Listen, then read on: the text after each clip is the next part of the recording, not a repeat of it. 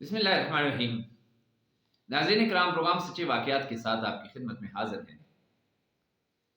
کہتے ہیں کہ حضرت شیخ سعدی علیہ رحمہ خود اپنا ایک واقعہ بیان فرماتے ہیں کہ انہیں سیاحت کا شوق تھا، سیر و سیاحت کرتے، مختلف جگہوں پہ جاتے دیکھتے، تو یہ شوق ایک بار انہیں ہندوستان لے گیا۔ وہ پھرتے پھرتے سومناتھ کے مندر پر جا پہنچے۔ انہیں وہاں ہاتھی دانت کا ایک بہت خوبصورت بت نظر آیا۔ اس علاقے کے لوگ اس بت کی پوجا کیا کرتے تھے، اسے اپنا بھگوان تصور کرتے، اس کی عبادت کرتے، اس کے سامنے سر جھکاتے اور اس سے منتیں مانگتے، اس کو اپنی حاجتوں کے پورا کرنے کے لیے عرضیاں پیش کرتے، یہ ہماری حاجتیں پوری کرے گا۔ حضرت سعدی نے ان لوگوں کی اس جہالت کو دیکھا کہ کس طرح کے جاہل لوگ ہیں کہ اپنے ہاتھ سے ایک ہاتھی کے دانت سے بنے ہوئے بت کے سامنے اپنی گردنیں جھکا رہے ہیں۔ تو بڑا حیران ہو کر حضرت شیخ سعدی نے ایک پجاری سے سوال کیا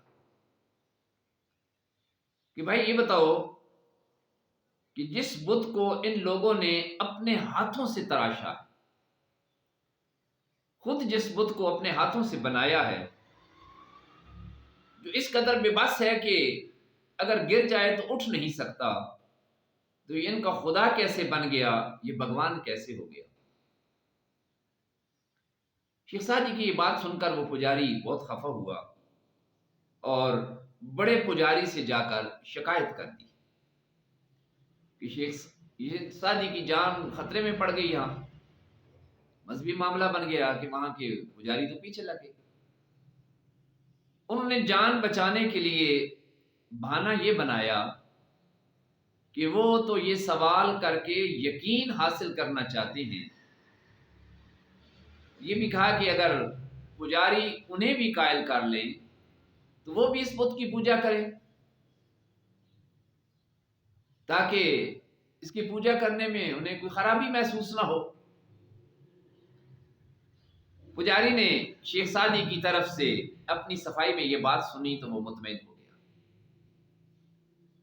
وہ ان سے اس بت کی بزرگی کے بارے میں شناسائی کرانے کا وعدہ بھی کر گیا۔ دوسری صبح وہ پجاری شیخ سعدی کو سومناتھ کے مندر کے اندر لے گئے، جہاں بہت سے پجاری جمع تھے۔ پجاریوں نے جب سنکھ اور ڈھول بجائے تو بت نے اپنا ہاتھ اس طرح بلند کیا جیسے پجاریوں کو آشیرواد دے رہا۔ جب یہ سارا ڈرامہ ختم ہوا تو پجاریوں نے شیخ سعدی سے پوچھا، شیخ صاحب اب تو آپ ضرور قائل ہو گئے ہوں گے کہ یہ بت کس قدر صاحب اختیار ہے۔ میں نے جھوٹ موٹ یہی کہا کہ ہاں میں قائل ہو گیا ہوں۔ اب شیخ سعدی جلدی اس کھوج میں لگ گئے تھے کہ بے جان ہاتھی دانت کے بت نے ہاتھ کیسے بلند کیے تھے۔ آخر کار وہ یہ بید پانے میں کامیاب ہو گئے۔